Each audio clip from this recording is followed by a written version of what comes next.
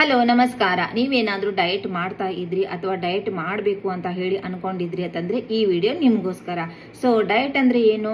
ಕೆಲವೊಬ್ರು ಹೇಳ್ತಾರೆ 16 hours fasting, 12 hours fasting, 8 hours fasting. So ಇಲ್ಲ, ಸೊ ಇದು ಡಯಟ್ ಅಂತ ಅನ್ಸ್ಕೊಳಂಗಿಲ್ಲ. ಇದು ತುಂಬಾ ಹೊರೆ ತರ ಆಗುತ್ತೆ. ಸೊ ಡಯಟ್ ಅಂತಂದ್ರೆ ಏನು? ಒಂದು ಸಿಸ್ಟಮೆಟಿಕ್ ವೇ, ಆಹಾರ ಪದ್ಧತಿ ಕ್ರಮ.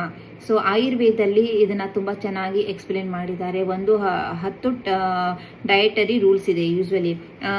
ಸೊ ಡಯಟ್ ಅಂತಂದ್ರೆ ಏನು?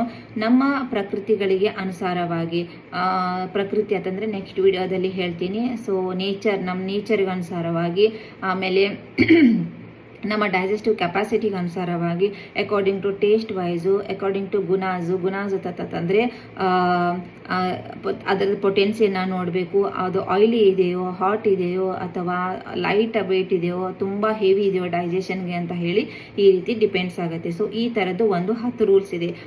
ಫಸ್ಟ್ ಏನಪ್ಪ ಅಂದರೆ ಉಷ್ಣ ಅಂತಂದರೆ ತುಂಬ ಬಿಸಿ ಅಂತ ಹೇಳಿ ಅಲ್ಲ, ಫ್ರೆಶ್ಲಿ ಕುಕ್ಡ್ ಆಗಿರುವಂಥದ್ದು, ವಾರ್ಮ್ ಆಗಿರುವಂಥದ್ದು, ಮತ್ತು ನಮ್ಮ ಡೈಜೆಷನ್ಗೆ ಒಳ್ಳೆ ಎಂಜೈಮ್ಸ್ಗಳನ್ನು ಕೊಡಬೇಕು. ಆ ಥರ ಫುಡ್ ಆಫ್ ಸೆಲೆಕ್ಷನ್ ನಮ್ದಾಗಿರಬೇಕು. ಸೊ ಸೆಕೆಂಡು ಸ್ನಿಗ್ಧ ಆಹಾರ ಅಂತಂದರೆ ಹೆಲ್ದಿ ಫ್ಯಾಟ್ ಕಂಟೆಂಟ್ ಇರುವಂತಹ ಆಹಾರಗಳನ್ನು ತಗೋಬೇಕು. ಸೊ ಹೆಲ್ದಿ ಫ್ಯಾಟ್ ಅಂತಂದ್ರೆ ಫಾರ್ ಎಕ್ಸಾಂಪಲ್ ಘೀ, ಆಕಳ ತುಪ್ಪನ ಆಯುರ್ವೇದದಲ್ಲಿ ತುಂಬ ಚೆನ್ನಾಗಿ ಬಳಕೆ ಮಾಡ್ತಾರೆ. ಅದರ ಬೆನಿಫಿಟ್ ಕೂಡ ಹಾಗೆ ಇದೆ.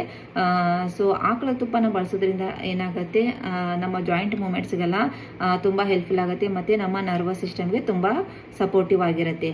ಇನ್ನು ಮಾತ್ರ ಅಂತಂದರೆ ಕ್ವಾಂಟಿಟಿ, ನಾವು ತಗೊಳ್ಳುವಂತಹ ಆಹಾರ ಎಷ್ಟು ಕ್ವಾಂಟಿಟಿ ತಗೋತೀವಿ ಅಂತ ಹೇಳಿ.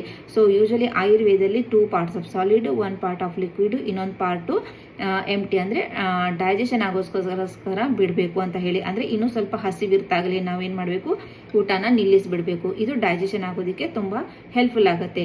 ಸೊ ಇನ್ನು ಜೀರ್ಣ ಅಂತಂದರೆ ಏನು? ನಮ್ಮದು ಮೊದಲನೇ ಮುಂಚೆನೇ ತೊಗೊಂಡಿರ್ತೀವಲ್ಲ ಆಹಾರ, ಅದು ಪ್ರೀವಿಯಸ್ ಮೇಲೂ ಡೈಜೆಷನ್ ಆಗಿರಬೇಕು. ಆಮೇಲೆ ಎರಡನೇ ಆಹಾರವನ್ನು ನಾವು ತಗೋಬೇಕು. ಮತ್ತು ನಮ್ಮ ಡೈಜೆಷನ್ ಕೆಪಾಸಿಟಿಗೆ ಅನುಸಾರವಾಗಿ ಅದು ನಮಗೆ ಡೈಜೆಷನ್ ಆಗುತ್ತೋ ಇಲ್ವೋ ಅಂತ ಹೇಳಿ ನೋಡಿಕೊಂಡು ನಾವು ಆಹಾರವನ್ನು ತಗೋಬೇಕು. ಸೊ ಇನ್ನು ವಿರುದ್ಧ ಆಹಾರ ಅಂತಂದರೆ ಏನು? ಈಗ ಮಿಲ್ಕು ಮತ್ತು ಫಿಶ್ಶು ಎರಡನ್ನೂ ನಾವು ತಗೋಬಾರ್ದು. ಇದರಿಂದ ಏನಾಗುತ್ತೆ, ಸ್ಕಿನ್ ಡಿಸೀಸ್ ಬರುತ್ತೆ. ಸೊ ಮಿಲ್ಕು ಮತ್ತು ಹುಳಿ ಅಂಶ ಇರುವಂತಹದನ್ನು ಮಿಕ್ಸ್ ಮಾಡಿ ತಗೋಬಾರ್ದು. ಕೆಲವೊಂದಿಷ್ಟು ಜನ ಏನು ಮಾಡ್ತಾರೆ, ಹಾಲಲ್ಲಿ ಹುಳಿ ಅಂಶ ಇರುವಂತಹ ಫ್ರೂಟ್ಸ್ಗಳನ್ನು ಮಿಕ್ಸ್ ಮಾಡಿ ತಗೋತಾರೆ. ಈ ರೀತಿ ತಗೋಬಾರ್ದು. ಇದರಿಂದ ಏನಾಗುತ್ತೆ, ಡೈಜೆಷನ್ಗೆ ಏನಾಗುತ್ತೆ, ಇಂಪ್ರಾಪರ್ ಡೈಜೆಷನ್ ಆಗುತ್ತೆ. ಸೊ ಇನ್ನು ತುಂಬ ಫಾಸ್ಟಾಗಿ ಊಟ ಮಾಡೋದು, ತುಂಬ ಸ್ಲೋ ಆಗಿ ಊಟ ಮಾಡೋದು, ಈ ಥರನೂ ಮಾಡಬಾರ್ದು. ಚೆನ್ನಾಗಿ ಅಗದು ನಾವು ಊಟನ ಮಾಡಬೇಕು.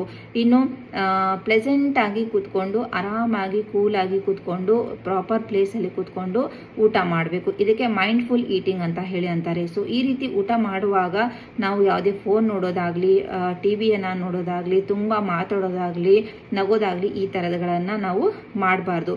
ಇನ್ನು ದೇಶ ಕಾಲ ಅಂತಂದರೆ ನಾವು ವಾಸಿಸೋ ಜಾಗ ತುಂಬಾ ಇಂಪಾರ್ಟೆಂಟ್ ಆಗುತ್ತೆ. ನಾವು ಎಲ್ಲಿ ವಾಸಿಸ್ತಾ ಇರ್ತೀವಿ ಅಲ್ಲಿರುವ ಏನು ಸಿಗುತ್ತೋ, ಸೊ ಅಲ್ಲಿ ಫುಡ್ ಆಫ್ ಚಾಯ್ಸ್ ನಮ್ದಾಗಿರಬೇಕು, ಮತ್ತು ಅಕಾರ್ಡಿಂಗ್ ಟು ಸೀಸನ್ ವೈಸ್ ಆಗಿರಬೇಕು. ಸೊ ಸಮ್ಮರಲ್ಲಿ ಏನು ಸಿಗುತ್ತೆ, ವಿಂಟರು, ರೇನಿಯಲ್ಲಿ ಏನು ಫ್ರೂಟ್ಸ್ ವೆಜಿಟೇಬಲ್ಸ್ ಎಲ್ಲ ಸಿಗ್ತಾವಲ್ಲ, ಸೊ ಅದನ್ನು ಪ್ರಾಪರ್ ಆಗಿ ಅದರ ಬಳಕೆಯನ್ನು ನಾವು ಮಾಡ್ಕೋಬೇಕು. ಸೊ ಈ ರೀತಿ ನಾವು ಮಾಡಿದಾಗ ಏನಾಗುತ್ತೆ, ಒಂದು ಡಯಟ್ ಸಿಸ್ಟಮೆಟಿಕ್ ವೇನ ಫಾಲೋ ಮಾಡ್ದಂಗಾಗತ್ತೆ, ಮತ್ತು ಡಯಟನ್ನು ಮಾಡ್ದಂಗಾಗತ್ತೆ. ನಮಗೆ ಪ್ರಾಪರ್ ನ್ಯೂಟ್ರಿಷನ್ ಸಿಗೋದಕ್ಕೆ ತುಂಬ ಹೆಲ್ಪ್ಫುಲ್ ಆಗುತ್ತೆ. ಸೊ ಈ ಮಾಹಿತಿಯನ್ನು ನಿಮ್ಮ ಫ್ರೆಂಡ್ಸ್ಗೂ ಕೂಡ ಶೇರ್ ಮಾಡಿ, ಲೈಕ್ ಮಾಡಿ, ಸಬ್ಸ್ಕ್ರೈಬ್ ಮಾಡ್ಕೊಳ್ಳಿ. Thank you.